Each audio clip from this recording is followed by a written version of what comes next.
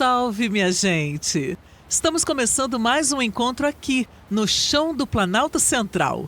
Eu sou Sheila Campos, ativista, comunicadora e pesquisadora, e hoje eu te convido para caminhar com a gente. Este é o podcast Escola na Rua, uma idealização de Matheus Costa, em parceria com Luna Lambert, pelo movimento Escola na Rua. Essa segunda temporada é realizada com apoio da Política Nacional Aldir Blanc e é também um convite para ouvir, pensar e sentir o território. Toda cidade é feita de histórias. Algumas vivem nos livros, outras nas ruas, e são contadas por quem pisa o chão todos os dias. Está começando o podcast Escola na Rua. Só quem vive o território conta a história. E se eu te dissesse que o caminho até a escola, o trabalho, o campo de futebol, a feira, a rua, tudo isso ensina? Esse é o podcast Escola na Rua, um espaço para viver o território como lugar de aprendizagem, cultura e transformação. E hoje a gente abre os caminhos para falar de um punho, que não se fecha para o ódio, mas se firma na resistência. Punho cerrado, cena, território e resistência. 1958. O Brasil vive o auge dos anos dourados. Campeão do mundo, indústria aquecida e uma forte geração de empregos. O presidente Juscelino Kubitschek promete 50 anos de progresso em 5 anos de governo. E a cereja do bolo é a mudança da capital para o interior do país. Mas afinal, quem inventou Brasília? A ideia de transferir a capital para a região central do Brasil é bem antiga. Em 1813, Hipólito José da Costa, fundador do primeiro jornal brasileiro, defendia que a família real estaria mais segura contra invasões marítimas no interior do país, e não no Rio de Janeiro. 10 anos depois, José Bonifácio de Andrada e Silva, o grande articulador da independência, sugeriu chamar esta futura cidade de Brasília. Antes de ser Distrito Federal, esse território já era cerrado. Brasília foi erguida sobre o suor de quem veio de longe. Mas o que pouco se conta é como essa terra vermelha moldou quem ficou. Terra de nascentes, de travessias, de memória. Terra que ensina, mesmo quando a gente não percebe. Vale a pena perguntar: como o Cerrado molda modos de vida, espiritualidades e linguagens artísticas no Distrito Federal? Hoje a gente vai falar de arte, de museu vivo, de teatro e de mãos que não deixam a memória secar. Porque entender o território é entender quem a gente é. Vamos conhecer as trilhas de artistas que fazem do Cerrado fonte de cultura, identidade e resistência. Porque no final das contas, o Cerrado não é o que nos separa, é o que nos une.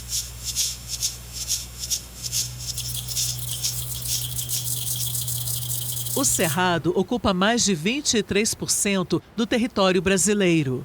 É o segundo maior bioma da América do Sul. Mas talvez o dado mais importante é que ele guarda nascente de 8 das 12 principais regiões hidrográficas do país. É daqui que nasce a água que abastece o Brasil. Como explica a professora Rosângela?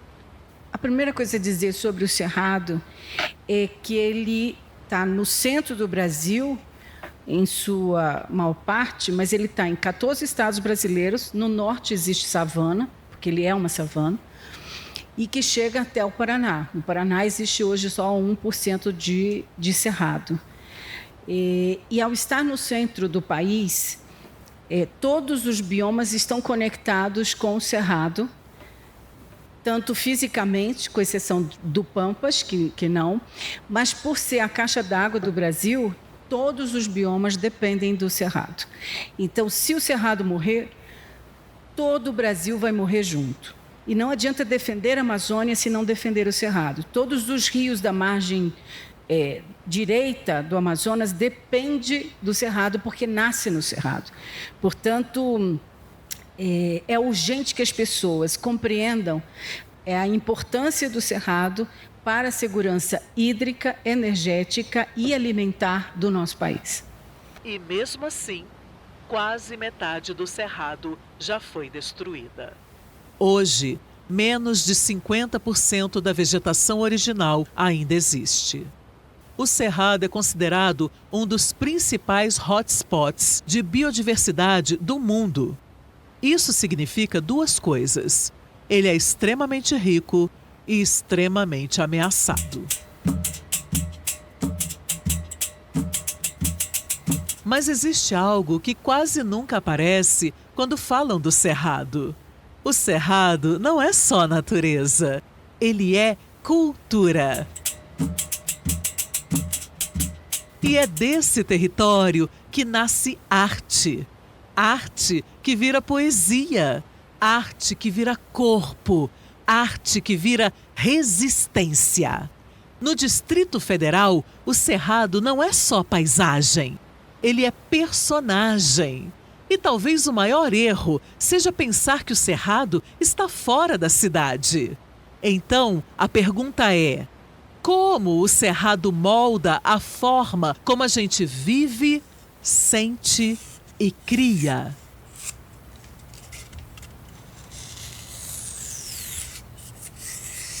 A escola, às vezes, nega muitas formas de aprender. Fica presa no copia e cola, nos cadernos cheios, nos quadros cheios de texto. Mas tem gente que aprende olhando, aprende observando. E quando a gente fala do cerrado, existem saberes que não estão nos livros, estão nas mãos, na memória, na prática. É um pouco do que apresenta o nosso primeiro convidado, Divino Faleiros. Nascido em Uruana, no interior de Goiás, em 1958, Divino cresceu entre a roça, o trabalho e a vida com a terra. Ainda jovem, migrou para Brasília, como tantos outros que ajudaram a construir esta cidade. Mas foi aqui, no encontro com o cerrado, que ele encontrou também um outro caminho. Meu nome é Divino Alves Faleiros, eu nasci em Uruana, Goiás. Mudei para Brasília em 1968. Quando cheguei em Brasília, a cidade ainda era criança, estava começando ainda a crescer. Aí depois, no ano de 70, mudei para Braslândia. E Braslândia foi onde eu estudei, onde eu alcancei a minha adolescência, juventude. E ali em Braslândia foi onde eu, no ano de 1980, 82, eu conheci o artesanato, né? Eu tenho 67 anos, a minha cor é parda, estamos aqui de roupa preta, né? Divino aprendeu como muita gente aprende fora da escola, olhando, observando o outro fazer, errando, tentando de novo, até entender o tempo da matéria.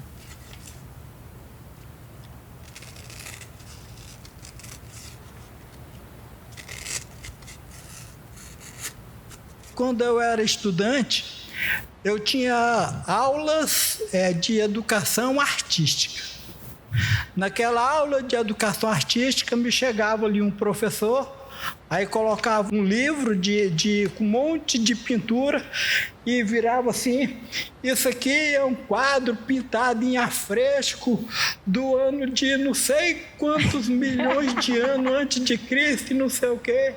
Esse outro aqui é um outro quadro da época colonial, dizendo que era arte. Por que ali naquela aula não levava, por exemplo, um escultor para mostrar aqueles alunos como esculpir?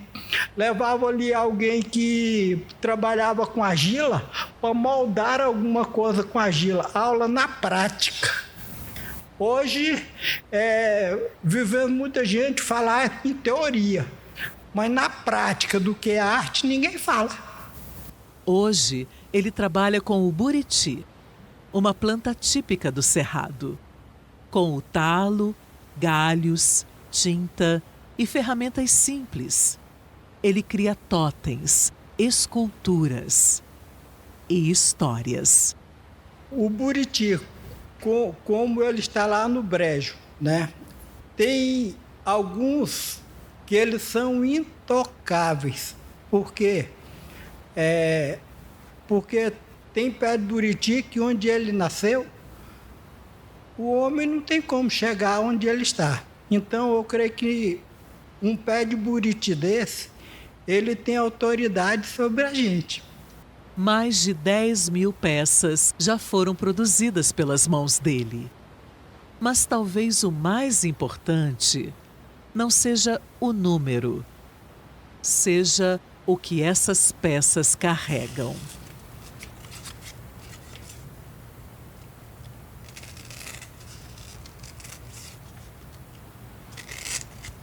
Eu comecei a trabalhar com buriti, entalhando buriti como terapia ocupacional. Aproveitava algum período de tempo que tinha disponível, ia cortar o buriti como uma brincadeira, né? Como um passatempo, como uma terapia. Só que com o passar do tempo, aí a gente vai aprendendo, a gente vai tomando gosto pelo trabalho, e hoje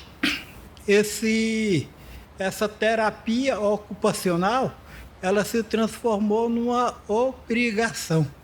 Por quê? Porque os trabalhos vão caindo no gosto das pessoas, né? E a procura vai aumentando, né? Então, a gente vai se apaixonando a cada dia pelo trabalho que a gente faz, né? Então, e através desse trabalho que nós temos um reconhecimento, né? Às vezes eu fico até lisonjeado por ter chegado a gabinete de pessoas importantes, né? De já até ter sido apresentado em programas televisivos. Por causa de quê? Por causa da arte que eu faço. Porque o buriti não é só material. Ele ensina o tempo, ensina o cuidado, ensina que criar também é escutar. Em um mundo que acelera tudo, o fazer do divino resiste. Resiste no ritmo da mão, resiste na memória, resiste no território. Mas existe um risco, e ele é silencioso. O risco desses saberes desaparecerem, de não terem continuidade, de não encontrarem quem aprenda, olhando e admirando o cerrado. E a minha preocupação é de que hoje, com tantos órgãos que dizem ser protetores do cerrado, de meio ambiente, mas que nós olhamos que eles não protegem nada. Porque eu creio que se eu criar uma secretaria de proteção, antes que um trator entre no pé do morro para derrubar a floresta, o mato que tem no pé daquele morro, o fiscal de uma secretaria dessa tinha que chegar. Então, o que adianta? Por exemplo, eu proteger depois de destruído. E quando a gente escuta o divino, dá para perceber que o conhecimento não nasce só da escrita. Ele nasce da experiência, da convivência, do território. Eles também vivem nas histórias.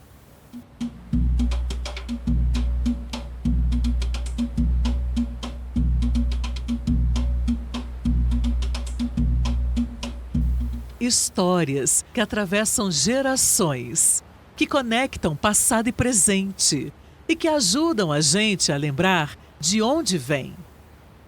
Porque se o divino nos mostra como o Cerrado ensina com a matéria, tem gente que ensina com a palavra, com o corpo, com a brincadeira. E é nesse caminho que a gente encontra Luciana Meirelles, atriz, brincante, contadora de histórias e pesquisadora das memórias que vivem na cultura popular. Nascida em Ceilândia, Luciana constrói sua arte a partir da ancestralidade, da oralidade e das tradições que resistem no tempo. Eu sou Luciana Meirelles, sou uma mulher parda, nascida em Ceilândia, aqui no Cerrado, no coração do Brasil. Hoje estou com um pano, um turbante de cor clara no cabelo, um vestido com tons terrosos. Chego para compartilhar esse momento, né, para falar desse tema tão importante que é o Cerrado. Sem o Cerrado a gente não tem, né, os outros biomas. A gente gosta de chamar o Cerrado de bioma nascente, né, esse bioma parideiro, né, que dele nasce os rios, nasce a fonte que alimenta, né, todas as outras. O Cerrado ele é uma fonte de inspiração para as contações de história, para a criação de brincadeiras, personagens, dentro disso que a gente vem vivendo, né, no nosso território ali, Taguatinga, Ceilândia, Samambaia, e é um pouco desse lugar que eu venho falar também, com referência nesse conhecimento dos mestres e mestras, esse conhecimento que é de tradição oral, que vem do povo que está ali ligado mesmo à terra e a essa natureza essencial, assim. Há mais de uma década, ela dá vida à personagem Maria das Alembranças, uma figura que brinca com o tempo, com a memória e com aquilo que a gente não pode esquecer. Exatamente por ter nascido nesse concreto, né? Se bem que assim, na Ceilândia, onde eu nasci, nem tinha o concreto, na verdade. Eu cresci na rua de terra, sobrevivendo às enxurradas de lama que chega lá no setor Pessul. Mas esse contraste, né, dessa cidade derrubando, engolindo, né, essa natureza. Desde muito cedo, assim, para mim era uma grande questão esse sentimento de... Mas aqui em Brasília a gente é o quê? Né? Qual é a tradição, qual que é a identidade cultural de Brasília, né? Então, quando eu comecei no movimento cultural, eu tinha lá meus 17 anos e carregava comigo esse sentimento muito profundo que todo adolescente, todo jovem também carrega, né? Quem eu sou, para onde eu vou, de onde, né, meu povo veio e essa busca por essas respostas, esse sentimento de ninguém-tude, né, que a gente fala, assim, essa coisa de Brasília não tinha uma história para contar. E a história que era contada de Brasília era a história isso, de um JK, de um político, de um projeto oficial, de trazer uma capital que veio do Rio de Janeiro para cá. Mas em nenhum lugar isso... eu não entendi aonde que isso contava sobre mim, né, sobre a minha história, de onde minha família tinha vindo. Então, eu passei muito a buscar esse lugar de identidade e memória. E é quando eu me encontro com os pontos de cultura e a partir desse trabalho com a cultura, eu vou, então, chegando em respostas. E essas respostas, né, vão vindo à medida que eu também vou vivenciando esse bioma, né? Então, viver o Cerrado e conhecer a Chapada dos Veadeiros, e andar no setor Pessoa, procurar o rio, a cachoeira, né? Que a gente tem o rio Taguatinga, estamos aí lutando para esse rio estar vivo, né? Ressuscitar o rio, né? Que querem dizer para a gente que ele está morto, mas a gente sabe que ele não está. Então, a partir dessas caminhadas, e aí entendendo que o meu povo, que minha mãe, que meu pai também vieram de um cerrado para cá, é onde começa, né, essa história. Esse concreto que Brasília tem, ele não conseguiu soterrar e apagar esse cerrado, sabe? Assim, o cerrado ele está vivo, ele está presente na cidade, nos arredores da cidade, nos corredores da cidade, nos parques, e é um verdadeiro tesouro isso que a gente tem aqui dentro do Distrito Federal. Quando Luciana fala, a gente percebe que lembrar não é só recordar, é manter vivo aquilo que o tempo tenta apagar. Na pedagogia griot, a memória não é passado, ela é tecnologia ancestral. O que acontece com um povo que perde sua memória? Ele também vai sendo esquecido. Um povo que esquece vai sendo esquecido e outra pessoa começa a lhe contar uma história. Então, alguém sempre vai estar contando uma história para quem esqueceu da sua história. E esse é o processo que a gente... essa violência da colonização, né, com os nossos povos originários, com os nossos povos sequestrados de África para cá, e que dão origem ao que a gente chama dessa cultura popular brasileira, né? Essa cultura afro-indígena brasileira. E que quando a gente pensa em Brasília e pensa nos construtores, nos candangos, né? Nas pessoas que vieram do Nordeste, que vieram dos interiores para Brasília, foi um processo muito semelhante, né? No sentido de você retira essas pessoas das suas origens, então promove esse esquecimento, esse apagamento dessas memórias e conta uma outra história. E o problema disso é porque aí a gente começa a querer porque a história ela é um espelho, né? Ela é um reflexo para a gente se ver e saber quem a gente é. E a partir do momento que eu começo a olhar num espelho que não reflete quem eu sou, mas um outro que é de outro lugar, que é de outro território, que tem outra cultura, a gente começa a viver um adoecimento, né? Que é esse processo desse adoecimento do nosso imaginário, né? Assim, a partir do momento que você tem um Brasil que busca um reflexo numa cultura norte-americana ou numa cultura, seja lá de onde for, mas que não está dizendo sobre quem você é, está dizendo sobre o que um outro te diz, né? Tem um outro dizendo para você quem você é. Então, esse eu acho que é o grande perigo da gente esquecer a memória, né? E aí a gente também, isso acaba sendo esquecido. Então, são muitas histórias. A gente vem vivendo esse movimento dentro do Distrito Federal, né, de recontar a história de Brasília e do Distrito Federal pela versão de quem chegou para construir a cidade e não só pela versão da história oficial, né? E a gente percebe isso, que teve muita gente esquecida, né? A gente percebe que tinha um território que já tinha uma história aqui. Essa história também não foi contada dentro da história oficial. Né? Então, existiam povos indígenas aqui, existiam comunidades tradicionais, né? Planaltina, Lusiânia, enfim, uma série de territórios que já tinham... O Cerrado estava aqui, né? E os seus povos tradicionais estavam aqui, né? Quando Maria das Alembranças surge, eu sinto que ela vem para lembrar, para também falar de esquecimento, porque tem coisas que a gente realmente quer esquecer quando a gente... Ela é uma figura inspirada numa ancestralidade, né? E quando a gente mexe com ancestralidade, a gente entende que tem coisas que a gente precisa lembrar e quer lembrar, mas tem coisas que a gente também quer esquecer, né? Que a gente precisa nomear e também esquecer, assim. E eu acho que o propósito, né, desse trabalho, dessa contação de histórias, é fazer uma regeneração mesmo dessas trilhas, né? Então, haviam trilhas aqui e essas trilhas foram substituídas por estradas, por concreto. E aí contar a história e lembrar disso é a gente lembrar que, lembra que por aqui passava um rio, aqui tinha um olho d'água, aqui tinha uma trilha. E isso nos ajuda a lembrar quem a gente é.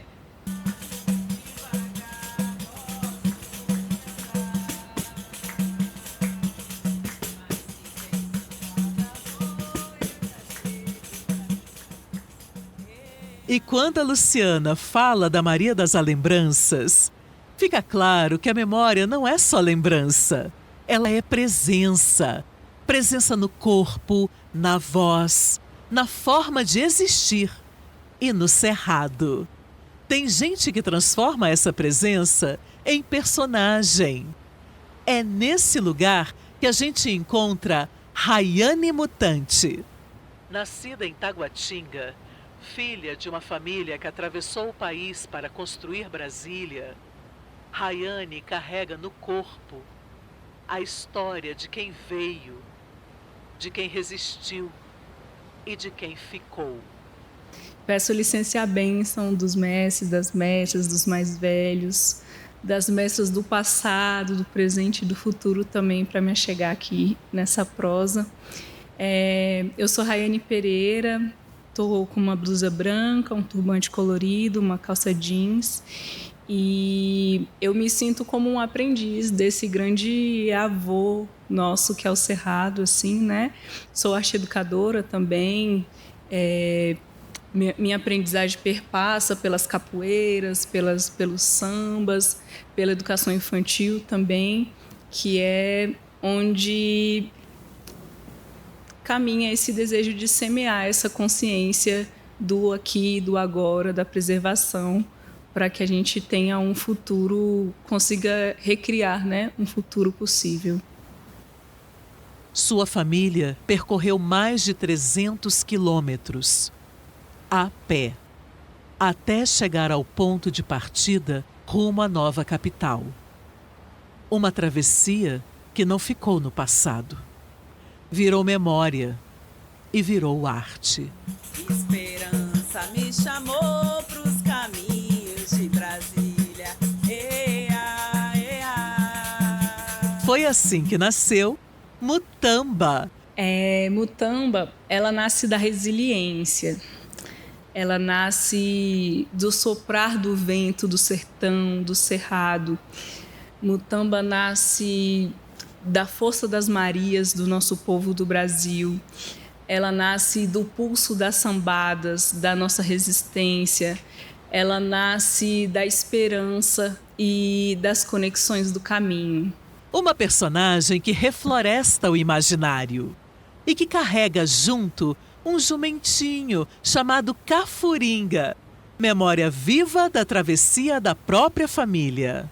Reflorestar imaginário é um conceito trazido por Ailton Krenak e ele propõe essa ruptura desse pensamento único centrado na produção e no consumo. É um convite para a gente perceber as formas, outras formas de mundo. Então, outras formas de mundo, para a gente valorizar outras narrativas, valorizar os saberes dos mais antigos e valorizar esses modos de vida em conexão com a natureza. Essa reflexão também, ela traz também o entendimento de que tem um empobrecimento muito grande na nossa maneira de pensar e sentir, e isso está totalmente ligado com essa crise climática e ambiental, porque a partir do momento que os seres humanos se desconectam da natureza, ele passa a silenciar muitas histórias, muitas culturas, muitos seres que são essenciais para a manutenção da vida. Então, diante disso, com as práticas artísticas, a intersecção cultural, ela surge como caminhos para que a gente possa guardar as nossas memórias, resgatar as nossas memórias e imaginar um futuro possível, né? Então, dentro dessas práticas, a gente encontra esses caminhos para que a gente consiga capturar o nosso potencial de sonhar e viver em coletividade, em comunidade e em conexão com a natureza. Então, a ideia é que a gente semeie na nossa mente humana essa possibilidade que ainda há tempo de nos salvarmos, né? E criar um futuro digno.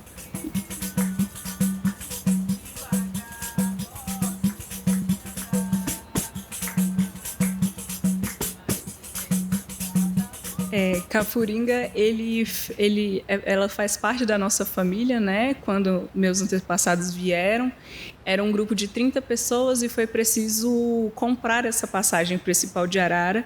E o único recurso possível ali, com muita dor no coração, foi fazer essa troca de Cafuringa. E minha mãe contava que quando a família partiu no Pau de Arara, Cafuringa ficou chorando, vendo o seu povo indo embora. Então, Cafuringa tem esse viés de celebração, tem esse viés de conexão emocional e tem também esse viés de uma honraria, dentro desse sentido também, dessa figura simbólica, onde eu guardo memórias dessa trajetória de esforços que os meus antepassados vieram, né? E Cafuringa também é o jumbentinho, que é esse ícone da cultura nordestina, né? Que durante décadas e décadas é esse símbolo de resistência, de adaptabilidade dos sertanejos, né? Diante das secas e todas as condições da região.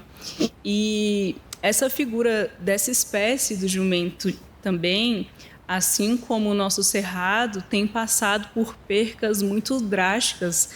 Existe uma pesquisa que eles podem ser extintos dentro de 4 anos, devido ao avanço do mercado asiático de grande abate, né? Então, para além de trazer os meus antepassados para passear, é uma forma de guardar comigo os valores que os meus antepassados tiveram, que é isso, de olhar os seres de uma forma respeitosa, de todas as formas de vida, assim, né? Então, Cafuringa traz esse símbolo, assim, de força e adaptabilidade. Porque no Cerrado, a arte não é só expressão. Ela é defesa do território, é identidade. Se o divino cria com a matéria e a Luciana cria com a memória, Rayane cria com o corpo. Tem gente que planta árvore e tem gente que refloresta o imaginário. E quando a gente escuta tudo isso, surgem perguntas. Por que essas histórias precisam resistir? Por que o Cerrado precisa ser defendido? Cuidar disso que é a sustentação da vida, né? Que está ali na natureza, que está no Buriti, que está num ofício tradicional, que está num projeto de educação que considere, né, esse vínculo, né, entre as pessoas e das pessoas com a natureza. Então, o que a gente tem entendido assim, é que é a luta, é a batalha. Não considerar que essa guerra está perdida, não comprar esse discurso de fim de mundo e a gente continuar trabalhando, né? É um trabalho de formiguinha. A gente, né, um dos coletivos que a gente faz parte é o Formigueiro de Angola. A gente gosta muito de brincar com o nosso grupo de capoeira, o nosso mestre Formiguinha, que é a gente cultivando esse espírito de formiguinhas mesmo, né? E pequenas pessoas em pequenos lugares, fazendo pequenas coisas, há de sustentar o céu. Nós temos dialogado também dentro dos nossos coletivos sobre justamente essa preocupação que os nossos mestres e mestras já estão indo embora, né? Como a gente fazer para salvaguardar esses saberes, né? Esses fazeres, para que pessoas do futuro consigam acessar, assim, né? E é uma realidade dentro das minhas práticas educativas, assim, tanto com jongo quanto com a capoeira, a gente traz, né, esse cenário, esse bioma, e crianças não sabem, acham que o café veio do mercado, não tem essa conexão, né? Então a gente recebe, quando a gente entende isso, essa urgência né, dessa manutenção desse saber. Então, eu acredito nisso, assim, que é, de fato, esse trabalho de formiguinha e que a gente não pode desistir. Porque o que a gente está chamando aqui de cultura também é território. E território é disputa.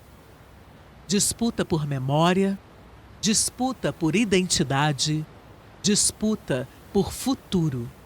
É nesse ponto que a gente amplia a conversa, para entender o Cerrado não só como experiência, mas como conceito, como campo de estudo e também como campo de conflito. Rosângela Azevedo Correia é professora da Universidade de Brasília, pesquisadora das relações entre cultura, meio ambiente e sociedade. Eu sou Rosângela Correia, serratense de corpo e alma, historiadora, antropóloga social, professora na Faculdade de Educação da Universidade de Brasília e diretora-geral do Museu do Cerrado. Eu sou mulher, olhos castanhos, cabelos longos abaixo dos ombros, mãe do Bruno, avó do Maruan e uma apaixonada pelo Cerrado.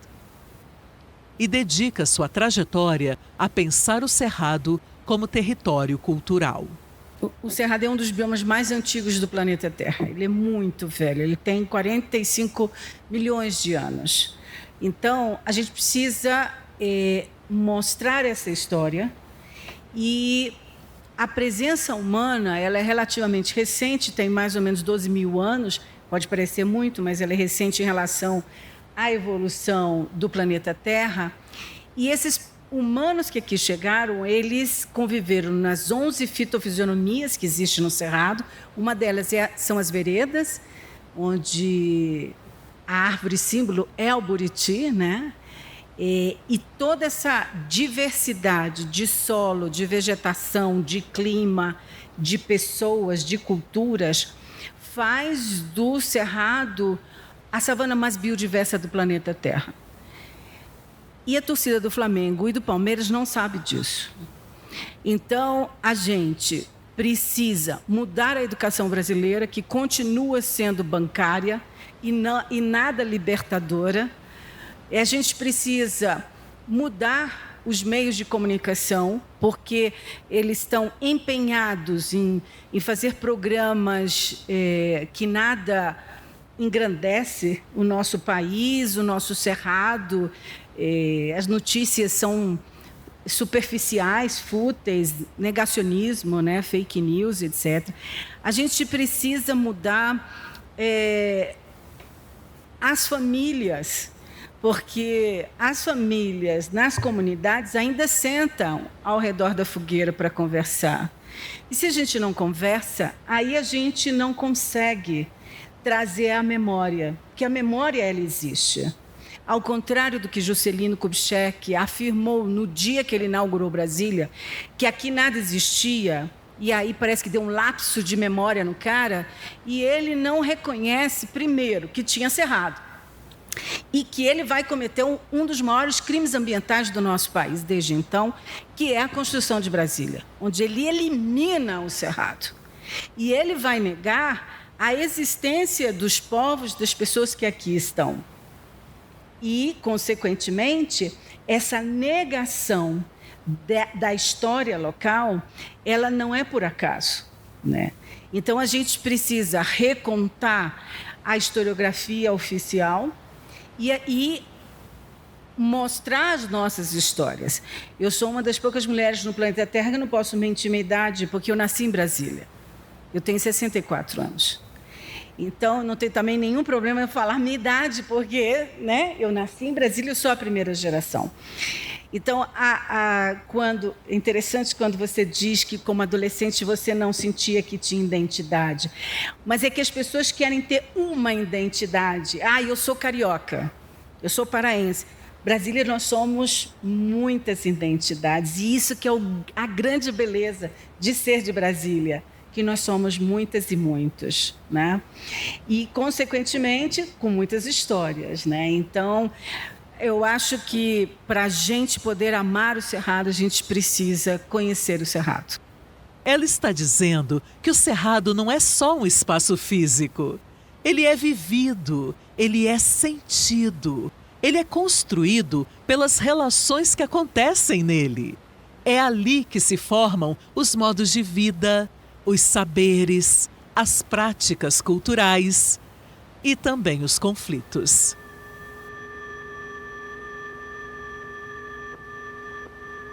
A começar pelo agronegócio.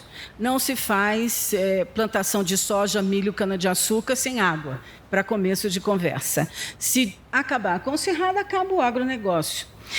Perde toda a sociedade brasileira, porque a maior parte da energia produzida no país sai do cerrado. Então, agora nós estamos falando através de microfones, luzes, né, computadores, depende da energia elétrica. Então, é uma questão nacional, né? Os consumidores, todos nós precisamos de água. Então, todos iremos perder, efetivamente, se o cerrado acabar. Acontece que existe uma lógica perversa em que o cerrado é o bioma do sacrifício. Então, vamos conservar a Amazônia, existe o Fundo Amazônia e só 10% desse fundo é destinado para os outros 4 biomas, entre eles o cerrado. Então, não só destruímos, como não restauramos aquilo que já foi destruído, que no caso do cerrado é mais ou menos 54% do que foi um dia 2 milhões de hectares, né? Nessa lógica perversa, eu não vejo ninguém indo para a rua se manifestar em prol do cerrado. Fazer realmente uma grande mobilização nacional, porque é uma questão de segurança nacional defender o cerrado. Não é só porque eu amo o cerrado, é uma questão que afeta a cada um dos brasileiros e brasileiras. Então, no mínimo, é burrice do agronegócio ter uma ação contínua de destruição do cerrado. Porque não precisa ser também cientista nem bruxa para ver que 30% da vazão dos rios do cerrado já diminuíram e a prerrogativa não é aumentar, porque a gente tem uma diminuição de chuvas e, consequentemente, o cerrado, que tem a capacidade de absorção dessas chuvas, não tem como seguir alimentando os rios brasileiros. Então, é uma urgência. Fico muito feliz de estar aqui com vocês, né? Da gente estar falando para o cerrado, porque eu acho que a gente tem que falar do cerrado todos os dias, até que o Congresso Nacional aprove a PEC em que torne o cerrado como patrimônio nacional. Porque enquanto alguns enxergam o cerrado como recurso, outros enxergam como casa. Enquanto alguns veem terra, outros veem vida. E é nesse choque de visões que o território se torna disputa. Mas a Rosângela também traz um outro caminho, o do cuidado. Porque, segundo ela, a gente só cuida daquilo que ama e a gente só ama aquilo que conhece. Todo espaço museológico é um espaço educativo, de pesquisa e profundamente de conexão com as pessoas. Não existe mais o museu como um depósito de coisas velhas e inúteis e que as pessoas circulam para ver essas coisas. No caso específico do Museu do Cerrado, ele é um museu virtual que tem como objetivo a divulgação dos conhecimentos científicos e os saberes e fazeres dos povos indígenas e comunidades tradicionais. Nós temos 15 grandes temas, desde paleontologia, as crianças se amarram quando descobrem que aqui tinha dinossauros, né? Arqueologia, ecohistória dos povos indígenas e as comunidades tradicionais, biodiversidade, agrobiodiversidade, filologia, medicina, porque o cerrado é uma farmácia a céu aberto, né? Cura através do conhecimento das raizeiras, das benzedeiras, das rezadeiras, das parteiras, né? Enfim, são 15 grandes temas, logicamente, a questão da educação. E como a gente, Universidade de Brasília, não teria a menor condição física e pedagógica de atender 26 mil professores efetivos da Secretaria de Educação, fora das escolas privadas, e mais 16 mil professores temporários, o Museu do Cerrado seria uma forma da gente chegar às pessoas, porque ele é um museu virtual, as pessoas podem entrar a qualquer hora do dia, da noite, da semana, do ano, e a gente tem uma proposta de alfabetização ecológica AB Cerrado a partir do alfabeto de plantas e animais do Cerrado. Então, a gente trabalha tanto com crianças, jovens e adultos, com EJA também, e os meus estudantes que pouco sabem sobre o Cerrado. Então, todo mundo precisa ser alfabetizado para realmente ter condições de defender o Cerrado. O museu, ele não pode ser apenas um espaço onde a gente passa informação, porque isso existe em vários lugares, no tal do TikTok, de repente as pessoas estão nada mais circulando os títulos, né, e não param para ler. Então, a gente precisa que o museu também seja um espaço dialógico, em que as pessoas realmente possam conversar com a gente. E uma forma da gente conversar é a arte. Então, no museu, a gente tem todas as formas de arte, né? Desde artesanato, teatro, dança, pintura, escultura. A gente abre o espaço do museu para todo artista que tem o Cerrado como inspiração. Porque a linguagem científica é uma linguagem muito dura, que poucos entendem. E a gente precisa fazer a meia-culpa, que a universidade ela não consegue dialogar com a sociedade. A sociedade não sabe o que produzimos. Produzimos muitas coisas legais, importantes, significativas para a sociedade, mas esse diálogo não flui. Então, o nosso museu ele é um espaço diferenciado, tanto de museus presenciais como de outros museus virtuais, justamente porque a gente quer divulgar não só o que a universidade produz, mas o que indivíduos, coletivos e instituições estão realizando pelo Cerrado e no Cerrado. Então, a universidade ela tem a obrigação, desde o meu ponto de vista, de promover todas as formas de comunicação, né? E essa ação tem a arte como fundamento, né? Porque é o que traz alegria, o que traz conexão e um amor que é fundamental para a gente que quer defender a vida, né?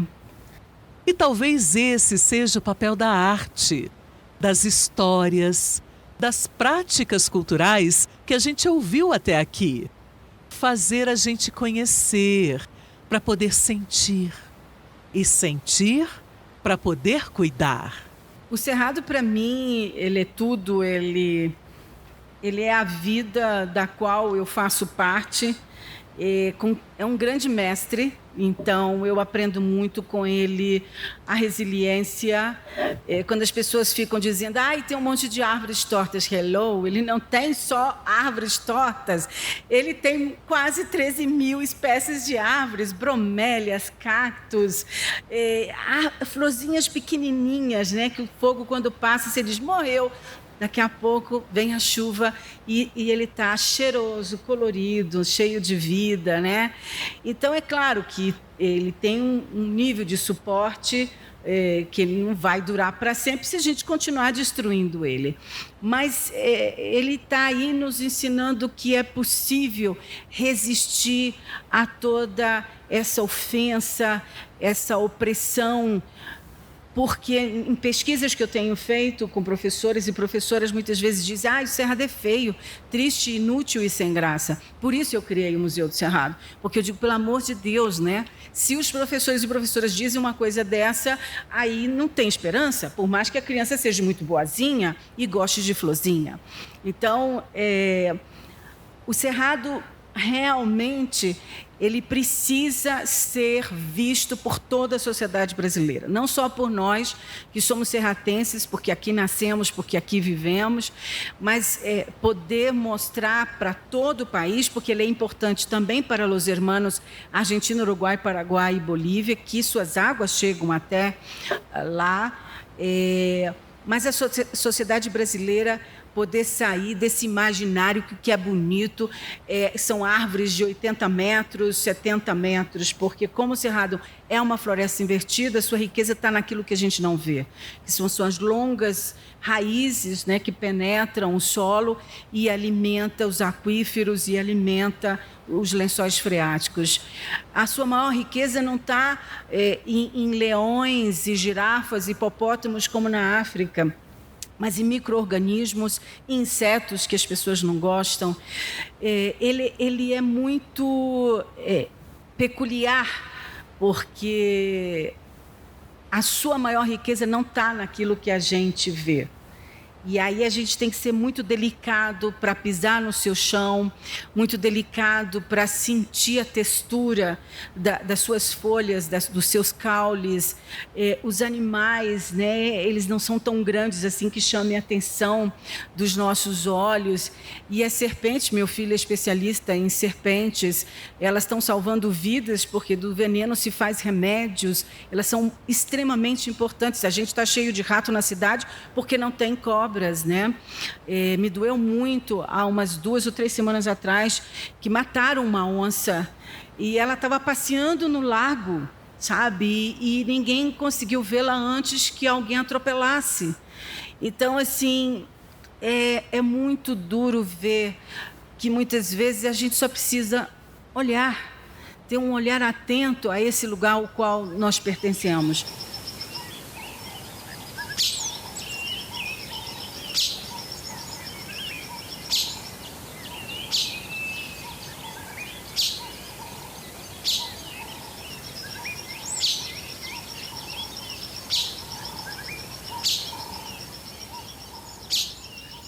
O Cerrado não é só um bioma, é um território cultural, é memória, é identidade, é resistência. E depois de caminhar por essas histórias, pelas mãos do divino... Para mim, o bioma Cerrado, ele tem resistido a muita coisa, né? Como eu já disse antes, ele tem resistido à tempestade, a ventanias, à seca, a queimadas, né? Aí ele se coloca aqui como um grande diretor, como um grande mestre que está nos ensinando a ser forte. Eu vi uma ilustração certa feita que havia uma queimada. E ali naquela queimada tinha um beija-flor, com aquele bico tão pequenininho. Ele corria lá numa pocinha d'água, enchia o biquinho de água, chegava em cima daquele grande incêndio e derramava aquela gotinha de água. Aí foi passando um pelicano com aquele bicão tão grande, um espaço tão grande que poderia levar muita água, e falou para o beija-flor: o que é que você está fazendo? Eu estou tentando apagar o fogo. Ele disse: mas com uma gota de água você não vai conseguir. O beija-flor disse: eu estou fazendo a minha parte. Pela memória da Luciana. Peço a bênção ao Cerrado. Para a gente, dentro da Casa Moringa, assim, né, esse trabalho com a Maria das Lembranças, veio sempre isso que a professora falou, assim, da gente buscar um olhar mais cuidadoso para essas pequenezas, né? Para essas miudezas que o Cerrado apresenta para a gente. E eu acho que isso vai moldando mesmo um olhar, uma estética, sabe? Dentro da gente, dentro do nosso imaginário. Porque, realmente, você olha um campo limpo, você fala: não tem nada aqui. Só que quando você começa a caminhar, isso, bem ali está a vereda, está o Buriti, tem um monte de espécies de flores, é uma microflora super delicada, vários insetos, enfim. Então, esse refinamento desse olhar que busca mais profundamente, e aí também essa referência às raízes, né, que elas vão ter que ir mais fundo para buscar água. Eu acho que isso diz muito sobre esse ser serratense, que é uma construção, uma construção não é uma criação, é um ser em aprendizagem, porque isso, a maior riqueza do Cerrado está no seu subterrâneo, né? Está nesses rios que estão por baixo. Então, aqui estão os aquíferos, aqui está o olho d'água, é aqui que nasce a água, nessas raízes que abrem caminho na terra para a água da chuva chegar lá embaixo, ser armazenada. Então, isso diz sobre a nossa busca também por mergulhar, né, no nosso próprio subterrâneo, nessa identidade para encontrar essa raiz mais profunda, para achar essa água da memória que está lá por baixo, né? Então ela não vai ser vista num primeiro momento. Então muitas vezes quem vê o nosso trabalho, né, nosso espetáculo no primeiro momento, ai, que bonito e tal, e não entende muita coisa, porque muita coisa está num subterrâneo, está em sentidos que são muito íntimos, né? De ressignificação da identidade, da história de cada uma, dessa busca por essas memórias. Então, às vezes, está ali no símbolo que está pendurado no figurino, numa imagem que está pintada, que está desenhada, e que juntos a gente vai costurando essa grande floresta que é esse cerrado, que é vivo, que é diverso, e que nos convida a buscar o olhar para o detalhe, para o que está invisível, para o que está escondido. E aí isso nos leva também para esse lugar, né, de uma busca por uma espiritualidade, por uma cura, né? Não à toa Brasília é o lugar no Brasil com mais centros espiritualistas, assim, né? Tem enfim, e várias teorias sobre, né, enfim, essa relação com os cristais, né, que a gente está em cima de um grande cristalino que eu acho que diz muito, sabe, sobre essa qualidade de arte que é produzida e criada dentro desse grande mestre que é o Cerrado. Pelo corpo da Rayane. Ele é um grande ancestral, assim, né? Que ele nos atravessa não só como uma inspiração externa, mas como da nossa composição, dessa nossa relação, né, de sentir a boca do nosso viver, de como ele acolheu esse povo que veio de longe. E ouvindo a professora assim, eu acho que ele é um grande mestre que tem o que muito aprender, assim, dentro dessa estética em construção, né? E pelo olhar da Rosângela. Cerradiar, que é a cidadania do Cerrado. O cidadão não é aquele que apenas vota no dia das eleições, mas é aquele que atua diariamente com ações concretas, não só fechando a torneira para economizar água, porque 97% da água consumida no Brasil é para o agronegócio, não é o consumo diário nosso. Não que não tenhamos que fechar a torneira, mas é a gente realmente contar o que a gente conversou aqui hoje para mais 3 pessoas. Aí já não seremos somente 5 pessoas. E que a gente multiplique todo esse conhecimento e que a gente tenha a coragem de abrir a boca em todos os espaços possíveis, na Câmara Distrital, na Câmara Federal, dentro das escolas, no meu bairro, na minha família, e que a gente realmente tenha o exercício da cidadania como premissa para existir. Não existirá vida sem Cerrado. Talvez a gente já não esteja mais no mesmo lugar. E sabe a pergunta que abriu esse episódio? Como o Cerrado molda a forma como a gente vive, sente e cria? Talvez a resposta não esteja só nos livros, nem só na academia. Talvez ela esteja mais perto do que a gente imagina. Porque, no fim das contas, o território também forma a gente. E quando a gente transforma o território, a gente também se transforma. Você ouviu o podcast Escola na Rua. Um convite para escutar, sentir e viver o território como espaço de aprendizagem, cultura e transformação. Esta segunda temporada é uma idealização do movimento Escola na Rua, realizada com o apoio da Política Nacional Aldir Blanc. A ficha técnica deste projeto tem coordenação geral de Matheus Costa, produção executiva de Luna Lambert, produção radiofônica de Maria Cleudes Pessoa, coordenação de pesquisa de Daniel Miojo, roteiro de Cristiane Sobral. Assistência de coordenação geral e videomaker Cristiano Silva. Design, edição e distribuição de Jano Ário Júnior. Social media de João Vick e apresentação de Sheila Campos. Acompanhe o projeto nas redes sociais, @Escola na Rua. Eu sou Sheila Campos e te encontro no nosso próximo episódio.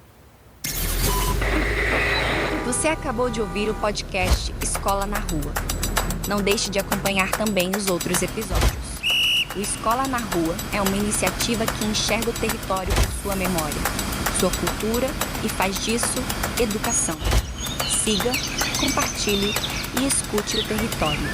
Obrigado por estar conosco.